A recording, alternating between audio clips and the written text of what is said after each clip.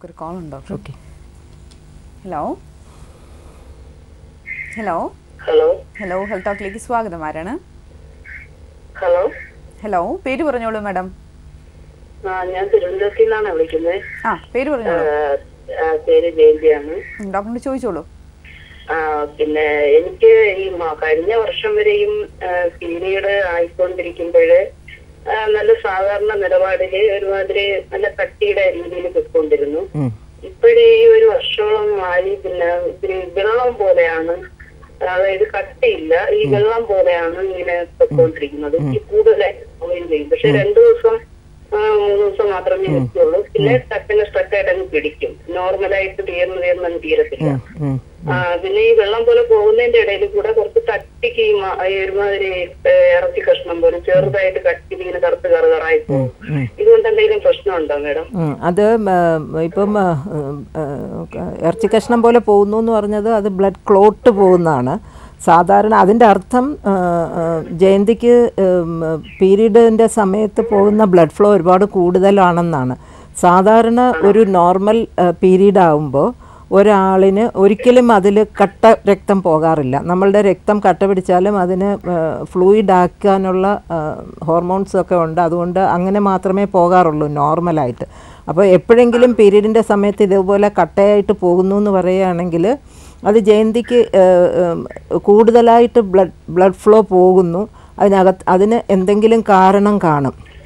അപ്പോൾ അതിന് ഒരു ഗൈനക്കോളജിസ്റ്റിനെ കണ്ട് കാണിച്ചു, ഒരു സ്കാനിങ് ചെയ്തു. ഇൻഫെക്ഷൻ ഒന്നും ഇല്ല എന്ന് പറയാം. അപ്പോഴൊന്നും എനിക്ക് ഇങ്ങനെ വെള്ളം പോലെ പോകില്ലായിരുന്നു. അപ്പോഴും നോർമലായിട്ട് കുറച്ചേ പോകാറുള്ളൂ. പിന്നെ അടിവയറ് വേദനയെ സംബന്ധിച്ച് ഞാൻ അങ്ങനെയൊക്കെ കാണിച്ചതാണ്. പിന്നെ ഉള്ളിന്ന് ഹോർമോണൊക്കെ എടുത്ത് നോക്കി എല്ലാ ടെസ്റ്റുകളും നടത്തി. അതൊന്നും ഒരു കുഴപ്പമില്ല. സ്കാനിങ്ങിലാണ് ഒരല്പം ഇൻഫെക്ഷൻ ഉണ്ടെന്ന് പറഞ്ഞു. പക്ഷെ അത് ഞങ്ങൾ മെഡിസിൻ എല്ലാം കഴിച്ചു. ഇപ്പോഴും ഈ ഒരു വർഷമായിട്ടാണ് ഞാൻ ശ്രദ്ധിക്കാൻ തുടങ്ങുന്നത്. ഇത്തിരി പിന്നെ വെള്ളം പോലെ ഇത്തിരി കൂടുതലായിട്ട് പോകും. ഈ വെള്ളം പോലെ ഒന്നുമില്ല. വെള്ളം പോലെ പോകുന്നു എന്ന് പറയുന്നത് അത് ബ്ലഡ് ക്ലോട്ട് വന്നിട്ട് അതിൽ നിന്നുള്ള സീറം ഇങ്ങനെ യൂസ് ചെയ്ത് വരുന്നതിനാണ് വെള്ളം പോലെ പോകുന്നു എന്ന് പറയുന്നത്. ഈ ക്ലോട്ട് അകത്തിരിക്കുമ്പോൾ ഇറച്ചി കഷ്ണം പോലെ വരുന്നു എന്ന് പറഞ്ഞില്ലേ, അപ്പോൾ അത് വരുമ്പോഴും നല്ല വേദന കാണും. അപ്പോൾ അതിന് അങ്ങനെ വരുന്നതിന് 4 റീസണാണ് നമ്മൾ ഉള്ളത്. ഒന്ന്, യൂട്രസിൻ്റെ അകത്തുള്ള മുഴകൾ. 2, അഡിനോമയോസിസ് എന്ന് പറഞ്ഞ യൂട്രസിൻ്റെ ഭിത്തിയിൽ വരുന്ന ബ്ലഡ് ഫ്ലോ വരുന്നതിൻ്റെ. പിന്നെ 3, ഈ ചോക്ലേറ്റ് സിസ്റ്റ്. 4-മത്തത് ഇൻഫെക്ഷൻ, പെൽവിക് ഇൻഫ്ലമേറ്ററി ഡിസീസ് എന്ന് പറഞ്ഞാൽ. ഇപ്പം ഡോക്ടർ സ്കാൻ ചെയ്തിട്ട് ബാക്കി ഒന്നും ഇല്ല എന്ന് പറയുകയാണെന്നുണ്ടെങ്കിൽ അത് ഇൻഫെക്ഷൻ കൊണ്ടായിരിക്കും. അതിന് വേണ്ടുന്ന പ്രോപ്പർ ആൻറ്റിബയോട്ടിക്സ് കഴിച്ചാൽ ഈ ഇൻഫെക്ഷൻ മാറിക്കിട്ടും.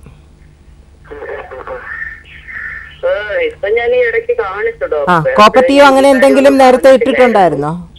ചെറിയ വെള്ളം പോലെ വെള്ളം അല്ലാതെ വെള്ളപ്പൊക്ക് പോലെ ഈ വെള്ളം പോകുന്ന ആ ടൈമിലായിരുന്നു ഇതൊക്കെ ഞാൻ കാണിച്ചിരുന്നു. അപ്പോഴും പീരീഡൊക്കെ ഇത്തിരി കട്ടിക്ക് തന്നെ വരുമായിരുന്നു. അപ്പോൾ ഇതിന് ചികിത്സയുണ്ട് കേട്ടോ. ഈ അസുഖത്തിന് ചികിത്സിച്ച് മാറാവുന്നതേ ഉള്ളൂ. ഓക്കെ, അത് വെച്ച് വിഷമിക്കേണ്ട കാര്യമില്ല. പ്രത്യേകിച്ച് പേടിക്കാനൊന്നും ഇല്ലല്ലോ. പേടിക്കാനൊന്നും ഇല്ലാന്ന് നമ്മൾ ആരെങ്കിലും ഇത് കണ്ടിട്ട്. എത്ര വയസ്സുണ്ട് ഇപ്പോൾ ജയന്തി? എത്ര വയസ്സാണ്? 36. അപ്പോൾ നമ്മൾ ഇത് അങ്ങനെ കൂടുതലായിട്ട് പോകുമ്പോൾ നമ്മൾ അകത്തെടുത്ത് പരിശോധിച്ച് നോക്കിയിട്ടേ നമ്മൾ പേടിക്കാനൊന്നും ഇല്ല എന്നുള്ളത് തീർത്ത് പറയാൻ പറ്റുള്ളൂ. ശരി. അങ്ങനെ പോകുമ്പോൾ ക്ഷീണവും തളർച്ചയൊക്കെ ഒന്നും തോന്നാറില്ല. എന്നാലും അതെന്താണെന്നൊരു സംശയം ചോദിച്ചതാ. ശരി, thank you ma'am. Thanks for calling.